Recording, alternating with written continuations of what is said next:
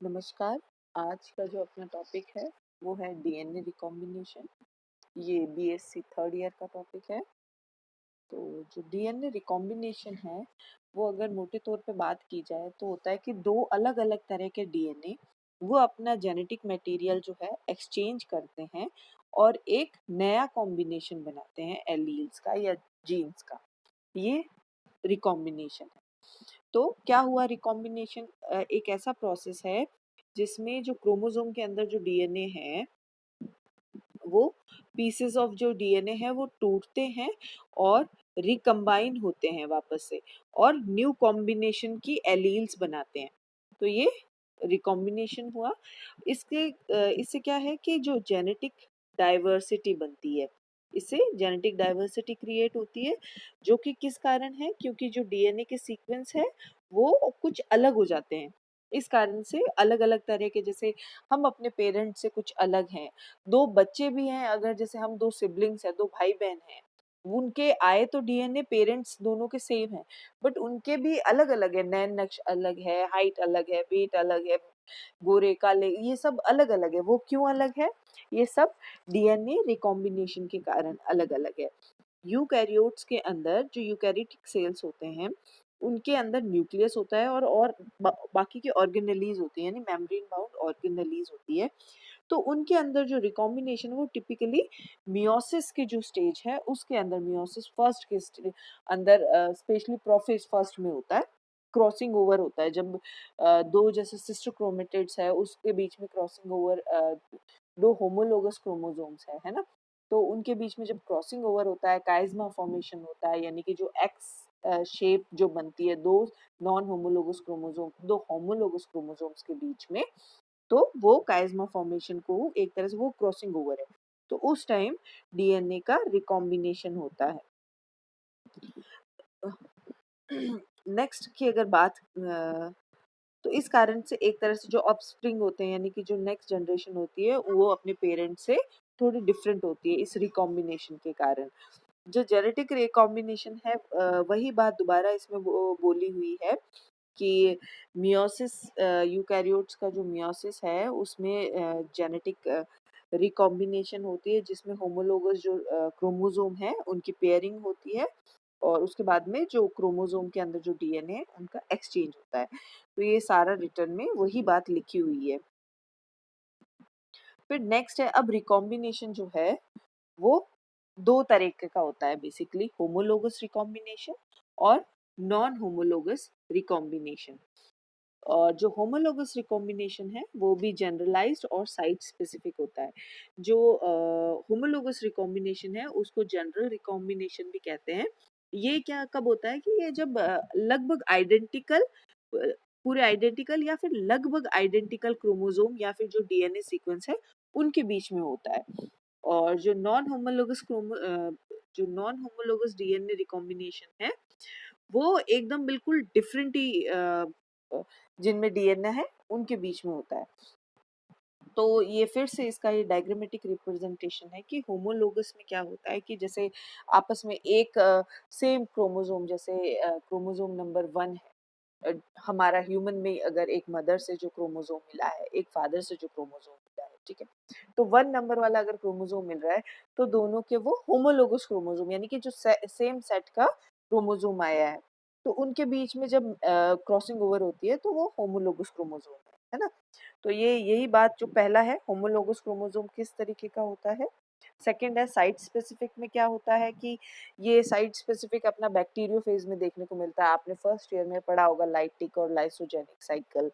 तो उसमें जो लाइसोजेनिक साइकिल है उसके अंदर आपने देखा होगा कि जो वायरस है वो अपना डीएनए है वो इंसर्ट करता है बैक्टीरिया के क्रोमोसोम के अंदर।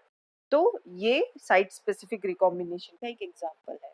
थर्ड है जो नॉन होमोलोगस रिकॉम्बिनेशन, उसका एग्जांपल है ट्रांसपोजिशन, यानी कि जो ट्रांसपोसोम्स होते हैं, कुछ ऐसे डीएनए के सीक्वेंस होते हैं जो एक जगह से दूसरी जगह जंप कर सकते हैं, उनको ट्रांसपोसोम कहते हैं। तो उनसे आपको ये नॉन होमोलोगस रिकॉम्बिनेशन देखने को मिलता है। वापस से अगर हम होमोलोगस रिकॉम्बिनेशन की बात करें तो ये ऐसा फिनोमिना है जिसके अंदर डीएनए के जो सीक्वेंस है उनका एक्सचेंज होता है, जिसमें ना तो नेट कोई गेन होता है। दो जैसे डीएनए के अलग सीक्वेंस है ना, दो होमोलोगस क्रोमोसोम्स है आपस में साथ साथ में रखे हुए, तो दोनों के अंदर डीएनए होंगे, तो दोनों के डीएनए का एक्सचेंज हो रहा है, तो उसमें ना तो नेट किसी को गेन हो रहा है ना कोई लॉस हो रहा है। तो इस टाइप की कंडीशन ये होमोलोगस रिकॉम्बिनेशन में होती है। इसके अंदर जो सीक्वेंस होते हैं वो कॉम्प्लीमेंट्री सीक्वेंसेस होते हैं, और लगभग जो नियरली आइडेंटिकल जो होते हैं सीक्वेंस, उन्हीं के बीच में ही आइडेंटिकल जो डीएनए होता है उसी के बीच में ही ये होता है। ये जैसे यहाँ पे आप देखें होमोलोगस क्रोमोसोम, जैसे ये कैसे हुआ है, ये यहाँ पे बात करते हैं जैसे, है ना। तो ये एक हमें जो रेड वाला, सपोज ये हमें मदर से मिला है और ये वाला हमें फादर से मिला है, तो ये फिर यहाँ पे इनके बीच में क्रॉसिंग ओवर हुआ, तो ये दोनों ही, ये और एक क्रोमोसोम की ये दोनों सिस्टर क्रोमेटिड्स है ना, इसके भी ये दो सिस्टर क्रोमेटिड्स है, जबकि ये दोनों और ये दोनों होमोलोगस क्रोमोसोम्स होते हैं, है ना। तो इनके बीच में जब इन रिकॉम्बिनेशन क्रॉसिंग ओवर हो रहा है, तो ये होमोलोगस रिकॉम्बिनेशन का फिर आगे क्या प्रोडक्ट बनता है, ये इस तरह का जो मियोसिस के टाइम जो एक्चुअल रिकॉम्बिनेशन देखने को मिलता है वो ऐसा मिलता है कि एक पे फादर से आया है, एक मदर से आया है, फिर उनकी क्रॉसिंग ओवर हो रही है, एक स्टेज पे काइज़मा फॉर्मेशन हो रहा है, फिर उसके बाद में फिर इस टाइप का, जैसे ये आपको इसमें रेड कलर वाला जो पार्ट दिख रहा है, ये क्रॉसिंग ओवर के कारण ये रिकॉम्बिनेंट डीएनए बना है इसके अंदर, सेम इसके अंदर भी ये इस टाइप से रिकॉम्बिनेंट डीएनए बना है, और फिर इसके ये इस टाइप के ये सिस्टर क्रोमेटिड्स ऐसे बने हैं। तो ये एक्चुअल में रिकॉम्बिनेशन का यही मतलब है कि डीएनए के सेट्स का वापस से कुछ जैसे मिक्सिंग हो जाना एक तरह से, क्यों नहीं तो जैसे वही का वही सेम का सेम डीएनए पेरेंट से अपने अंदर कैसे आ सकता है, दो क्रोमोसोम मिलते हैं, है ना, दो क्रोमोसोम से आगे फिर, जबकि हमें कांस्टेंट नंबर ऑफ क्रोमोसोम रखने हैं, तो इसीलिए उनमें चेंजेस जरूरी है, इवोल्यूशन के लिए चेंजेस जरूरी है, नई स्पीसीज बनने के लिए चेंजेस जरूरी है, तो ये सारे इससे रिकॉम्बिनेशन से ही आते हैं। तो जो होमोलोगस रिकॉम्बिनेशन है उसको समझने के लिए वैसे तो तीन मॉडल दिए गए हैं, एक हॉलिडे मॉडल है, एक मेसेल्सन और रेडिंग मॉडल है, और एक ये डबल स्ट्रैंड ब्रेक मॉडल है। तो जिसमें से हॉलिडे मॉडल और double strand break repair model है, ये दो ज़्यादा फेमस मॉडल्स है, जिसमें से हॉलिडे मॉडल का अब थोड़ी सी एक्सेप्टेंस है, वो थोड़ी कम हो गई है, बट फिर भी ये अभी भी सबसे ज़्यादा इसी को एक्सप्लेन किया जाता है, तो हम थोड़ा-थोड़ा दोनों के बारे में पढ़ लेते हैं। तो हॉलिडे मॉडल में क्या बताया कि कैसे रिकॉम्बिनेशन होता है। मेन हमने अभी देखा कि कैसे मतलब दो डीएनए आपस में साइड बाय साइड रह के अलाइंड होके एक साइड में, और कैसे वो थोड़ा-थोड़ा दोनों में ट्रांसफर हो जाता है, इसका डीएनए इसमें चला जाता है, इसका डीएनए, तो वो एक्चुअल में होता कैसे है, ये वही मैकेनिज्म बताता है हॉलिडे मॉडल, है ना। तो हॉलिडे मॉडल में जैसे ये आप इमेजिन करें कि ये दो जैसे क्रोमोसोम की ये सिस्टर क्रोमेटिड्स है, उसी में ये भी आप ऐसे इमेजिन करें कि ये दो सिस्टर क्रोमेटिड्स है क्रोमोसोम की, तो ये डीएनए है दिखाया हुआ इधर।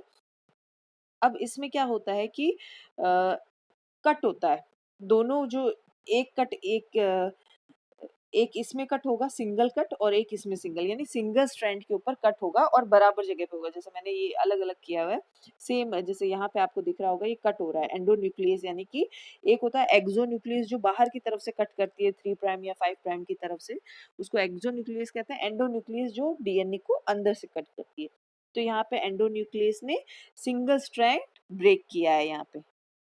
फिर उसके बाद में क्या होता है कि वो जो सिंगल स्ट्रैंड जो ब्रेक हुआ है वो माइग्रेट करता है, उसका जो स्ट्रैंड का है वो एक जगह से दूसरी जगह से, ये जैसे ब्रांच स्ट्रैंड्स का इन्वेजन होता है, यहाँ से जैसे जो स्ट्रैंड टूटा था, सपोज जैसे पीछे वाले में ये यहाँ से जैसे टूटा, उसके बाद में क्या हुआ कि नेक्स्ट में क्या किया, ये शायद एक स्ट्रैंड मिक्स, एक इमेज मिक्स तो इसमें जो टूटा था वो ये यहाँ से जैसे ये ना माइग्रेट कर गया इस तरफ, इधर को चिपक गया, और सेम ये जो है ये वाला स्ट्रैंड इसके यहाँ से चिपक गया। इसमें क्या है कि नेट कोई भी न्यूक्लियोटाइड और नहीं बढ़ रहे हैं, जो जितने न्यूक्लियोटाइड हैं वो उतने ही रह रहे हैं, कोई भी और कॉम्प्लीमेंट्री बेस पेयर्स कुछ नहीं बढ़ रहा है। उसके बाद में नेक्स्ट स्टेप क्या हुआ है कि ब्रांच माइग्रेशन हुआ है। ब्रांच माइग्रेशन क्या, सेम यही वाली चीज ना, ये ऐसे आगे आगे आगे आगे ऐसे चलती गई, खिसकती गई। खिसकने से क्या हो गया, ये जैसे आगे आगे जा रहा है तो सारा का सारा ये रिकॉम्बिनेशन हो रहा है, यानी कि इधर वाला ये पार्ट ये आगे आगे ऐसे से जाता जा रहा है, जा रहा है, जा रहा है ना, इस टाइप से हो रहा है ये ब्रांच का माइग्रेशन। और ये जो हॉलीडे, मेन हॉलीडे जंक्शन किसको कहते हैं, इसका नाम जो मॉडल का नाम पड़ा है हॉलीडे मॉडल, वो तो साइंटिस्ट के नाम पे पड़ा है, रॉबिन हॉलीडे, जिन्होंने 1964 में ये मॉडल दिया था। और इसमें ये वाला जो चीज है, ये ये ना, ये जो क्रॉस सा आपको दिख रहा है, ये हॉलीडे जंक्शन कहलाता है। तो इसी के बेसिस पे, इसलिए इसको नाम ये दिया हुआ है साइंटिस्ट के नाम के बेसिस पे। और हॉलीडे जंक्शन, इसमें इस स्ट्रक्चर को, ये एक्स जो स्ट्रक्चर है, ये हॉलीडे जंक्शन है। तो इससे ये आगे ब्रांच माइग्रेशन हुई, आपको डी वाले में ब्रांच माइग्रेशन दिख रहा है। फिर उसके बाद में टोटल ब्रांच माइग्रेशन होने के बाद में ये ई जैसा ये वाला स्ट्रक्चर है, आपको ऐसा दिखेगा। फिर क्या किया है, इसको ही ये ई वाले स्ट्रक्चर को ही थोड़ा सा इसको ऐसे कर दिया हमने ना, जैसे इसको थोड़ी सी टिल्टिंग कर दी है, तो इसी के कारण हमें अ, ये वाला स्ट्रक्चर मिल गया है। सेम ही है, आगे ब्रांच माइग्रेशन के बाद में कुछ भी नहीं हुआ है, उसको बस बैंड कर दिया है, तो अपन को ये स्ट्रक्चर मिल गया है। फिर आगे क्या किया है कि वही जो स्ट्रक्चर था, ये वाला स्ट्रक्चर, इस स्ट्रक्चर को या तो आप वर्टिकल काटोगे या फिर ये हॉरिजॉन्टल अपने आप स्प्लिट होगा, तो इससे अलग अलग तरह के आपको रिकॉम्बिनेंट डीएनए मिलेंगे।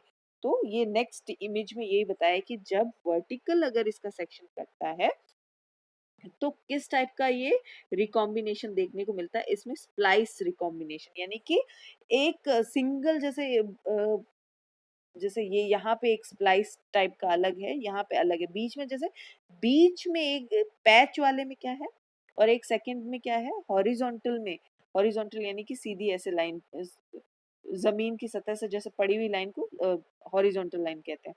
ऐसा जब अगर इसका होता है कटिंग, तो फिर क्या मिलता है हमें, पैच रिकॉम्बिनेंट मिलता है। पैच यानी कि बीच में से पैच जैसा मिलता है इधर, तो ये पैच या फिर स्प्लाइस रिकॉम्बिनेंट इस टाइप से हमें इसमें को मिलते हैं, जो हॉलीडे मॉडल में बताया ऐसे।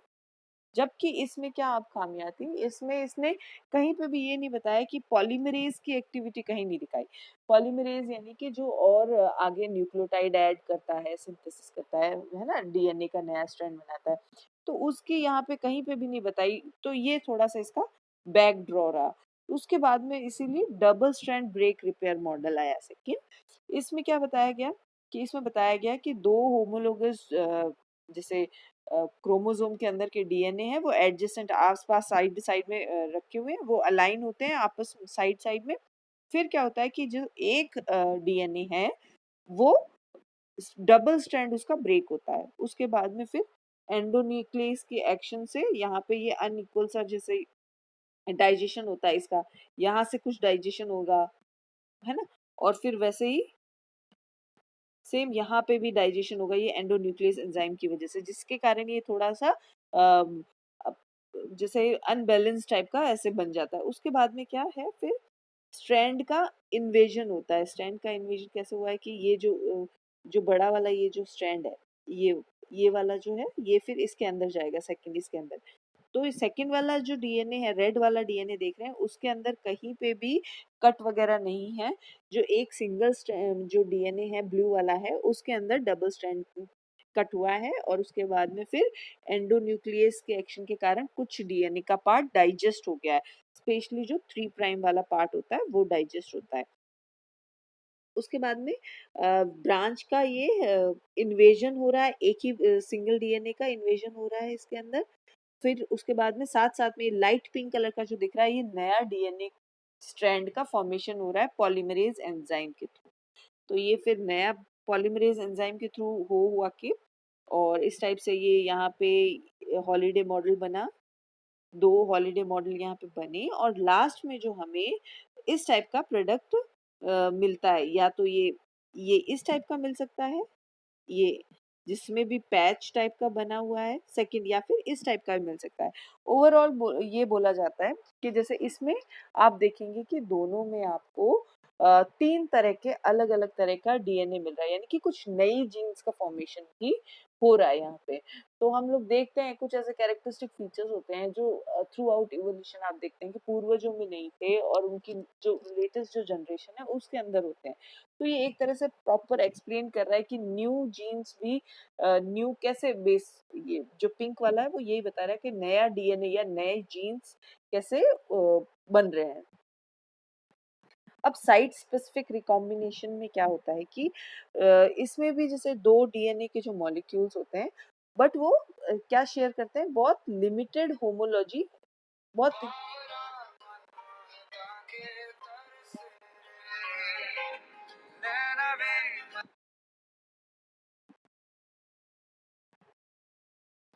वो क्या लिमिटेड इसके अंदर जो पार्ट है, होमोलोगस पार्ट बहुत लिमिटेड होता है, यानी कि 14 से 55 बेस पेयर तक इतना ही इनके अंदर होमोलोगस पार्ट होता है।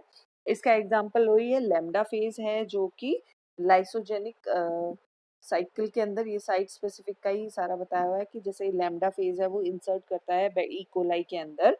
तो ये जो लाइसोजेनिक साइकिल है इसके अंदर आप देखेंगे कि वो इंसर्ट किया, उसने अपना डीएनए कैसे इंसर्ट किया है इसके अंदर। तो ये साइट स्पेसिफिक रिकॉम्बिनेशन का एग्जांपल है ये इस तरीके से। तो इसमें जो पर्टिकुलर कुछ छोटी सी जो एरिया होता है वो सेम उनके अंदर सीक्वेंस होता है और उसके बीच में ये अपने आप को इंसर्ट करता है। जैसे ये वाला जो ब्लू वाला रीजन है ये तो बैक्टीरिया का था, और रेड वाला जो रीजन है ये वायरस का था।